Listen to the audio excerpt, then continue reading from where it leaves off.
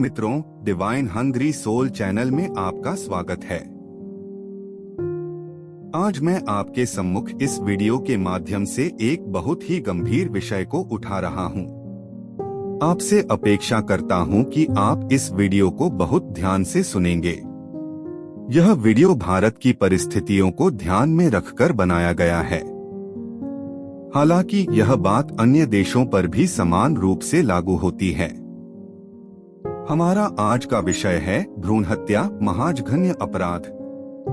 हाँ दोस्तों, भ्रूण हत्या एक महाजघन्य अपराध है। किसी भी परिस्थिति में इस कृत्य को उचित नहीं ठहराया जा सकता।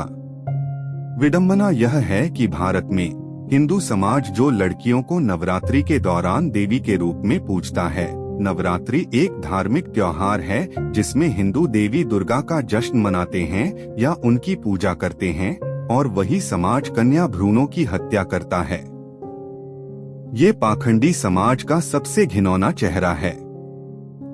कन्या भ्रूण हत्या मानवता और विशेषकर संपूर्ण नारी जाति के विरुद्ध सबसे जघन्य अपराध है। कन्या भ्रूण की हत्या का सबसे पहला और प्रमुख कारण लड़के को प्राथमिकता देना है। इसके पीछे विचार यह है कि परिवार को आगे बढ़ाने के लिए लड़का संतान महत्वपूर्ण होता है और इसलिए परिवार सदा ही एक लड़के की चाह रखता है। साथ ही एक धारणा यह भी है कि पुरुष सदस्य घर चलाते हैं और महिलाएं परिवार पर बोझ होती हैं। परिणामस्वरूप वर्तमान स्थिति ऐसी हो गई है जिसमें बेटी कन्या के जन्म को हर कीमत पर टालने का प्रयास किया जाता है। यही कारण है कि भारत की जनसंख्या में प्रति 100 पुरुषों पर केवल 93 महिलाएं हैं। एक रिपोर्ट के अनुसार भारत में हर दिन अनुमानित 2000 या अधिक अजन्मी लड़कियों का अवैध रूप से गर्भपात किया जाता है। किसी देश में बढ़ती कन्या भ्रूण हत्या जनसंख्या में पुरुष और महिला के लिंग अनुपात में असंतुलन का कारण बनती है। साथ ही सामाजिक मूल्यों को कम करके इससे जुड़े कई संकट भी पैदा होते हैं। यूनिसेफ की एक रिपोर्ट के अनुसार भारत में पिछले कुछ दशकों में सुनियोजित लिंग भेद के कारण भारत की जनसंख्या से लगभग 5 करोड़ लड़कियां एवं महिलाएं गायब हैं, जो एक बहुत बड़ा आंकड़ा है। इस संदर्भ में एक सकारात्मक खबर यह है कि वर्ष 2021 में भारत के लिंग अनुपात में सुधार हुआ है। प्रत्येक 1000 पुरुषों में से महिलाओं के प्रतिशत में अविश्वसनीय सुधार देखा गया है। लेकिन बात यहीं पर समाप्त नहीं हो जाती। समाज में एक महिला की आर्थिक उपयोगिता तब कम हो जाती है जब उसे निम्न दर्जे का आंका जाता है। हालांकि आज के आधुनिक परिवेश में कुछ प्रगति हुई है, लेकिन यह अभी भी बहुत कम है। कई उच्च शिक्षित तथाकथित आधुनिक दंपति इस क्षुद्र मानसिकता से ग्रस्त हैं और मानते हैं कि वंश वृद्धि के लिए कम से कम एक पुत्र का होना आवश्यक है। भारत में लिंग भेदभाव की मानसिकता के कारण मां के गर्भ में बच्चे का लिंग परीक्षण करने की तकनीक के आगमन के साथ भ्रूण हत्या का प्रतिशत काफी बढ़ गया था, जिसे बाद में सख्त कानून बनाकर रोकने की कोशिश की गई, जो ज्यादा कारगर साबित नहीं हुआ। आश्चर्य की बात है कि दया और वात्सल्य से परिपूर्ण एक मां अपने गर्भ में पल रहे अविकसित भ्रूण को मारने के लिए कैसे तैयार हो जाती है। यह कितनी शर्मनाक बात है कि भौतिकता की इस अंधी दौड़ में आज हमारे अस्पताल और डॉक्टर इलाज के केंद्र के बजाय व्यवसाय के घृणित अड्डे बन गए हैं, जहां सोच विचार कर ईश्वर प्रदत्त जीवन को समाप्त करने का घृणित कार्य किया जाता है।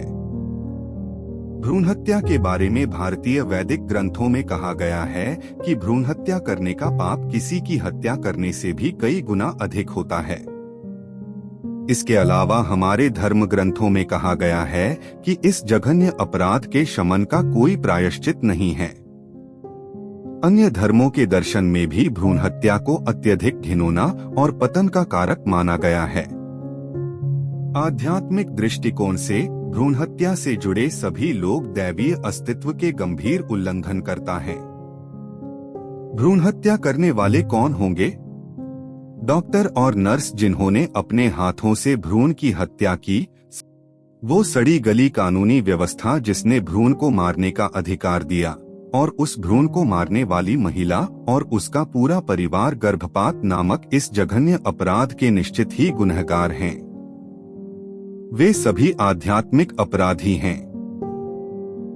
इस भ्रूण हत्या का दूसरा पहलू यह है कि एक सूक्ष्म जीव जो लाखों अलग अलग जन्मों से गुजरकर गर्भ में प्रवेश कर चुका था, लेकिन मनुष्य के स्वार्थी कारणों ने उस भ्रूण को मार दिया। क्या किसी ने सोचा है कि इस अवस्था में उस सूक्ष्म जीव का क्या होगा? क्योंकि ऐसे सूक्ष्म को हत्या आत्महत्या के मामले से भी अधिक भयानक दुर्भाग्य झेलना पड़ता है। भ्रूण के रूप में मार दिए गए इन विकृत सूक्ष्म प्राणियों का शीघ्र ही पुनर्जन्म नहीं हो पाता और वे सैकड़ों हजारों वर्षों तक भटकते रहते हैं और इस भटकाव के दौरान वे सूक्ष्म ब्रह्मांड और हमारे मानव जीवन को कई तरह से अशांत और प्रदूषित करते हैं। यदि अज्ञानता की इस स्थिति में भ्रूण हत्या की यह प्रक्रिया जारी रही तो अंततः इस ब्रह्मांड और पृथ्वी का अधिकांश भाग काली शक्ति से व्याप्त हो जाएगा और इसका इस ग्रह और पूरे ब्रह्मांड में सभी जीवित प्राणियों और मनुष्यों पर गहरा नकारात्मक प्रभाव पड़ता है। परिणाम स्वरूप विभिन्न कारणों से मनुष्यों के बीच आपसी नफरत, शोषण, प्रकृति का प्रकोप, बहुआयामी भ्रष्टाचार और युद्धों का बोलबाला होने लगता है और इस वातावरण में मनुष्य का जीवन अत्यधिक दुख से भरा हुआ और नारकीय बन जाता है और इसका कोई उपचार भी संभव नहीं हो पाता है। धार्मिक शास्त्रों और पुराणों में जघन्य अपराधों, कुकृत्यों के लिए अलग अलग सजा के बारे में विस्तार से बताया गया है कि मृत्यु के बाद व्यक्ति की आत्मा को कितने कष्ट भोगने पड़ते हैं और वो भी अत्यंत पीड़ा भरे कष्ट। गरुड़ पुराण में जो लिखा है उसे सुनकर किसी की भी रूह कांप उठेगी। भगवान श्री कृष्ण ने तो भ्रूण हत्या करने वालों के लिए ऐसी सजा निर्धारित कर रखी है जिसे सुनकर व्यक्ति के रोंगटे खड़े हो जाएंगे। भगवान श्री कृष्ण की दृष्टि में सबसे बड़ा महापाप अपराध है तो वह है भ्रूण हत्या। महाभारत युद्ध समाप्त होने के बाद द्रोणाचार्य के पुत्र अश्वत्थामा ने अभिमन्यु की पत्नी उत्तरा के गर्भ में पल रहे शिशु पर ब्रह्मास्त्र का प्रयोग करके उसकी हत्या कर दी थी। गर्भस्थ शिशु की हत्या से भगवान श्री कृष्ण अत्यधिक क्रोधित हो गए थे। भगवान श्री कृष्ण ने उसी समय यह घोषणा करते हुए कहा था कि अश्वत्थामा का पाप अन्य सभी पापों में सबसे बड़ा महापाप है, क्योंकि अश्वत्थामा ने एक अजन्मे शिशु की हत्या की थी।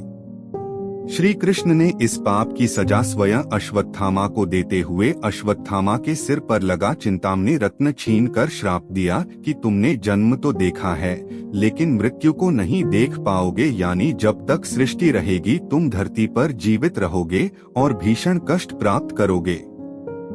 यह वीडियो यहीं पर समाप्त होता है। अंत में मुझे आशा है कि आप इस गंभीर मुद्दे पर सोचेंगे और दूसरों को भी इसके प्रति जागरूक करेंगे। उन्हें बताएंगे कि कन्या भ्रूण हत्या कितना घिनौना पाप है, अपराध है और मानवता के लिए अभिशाप है।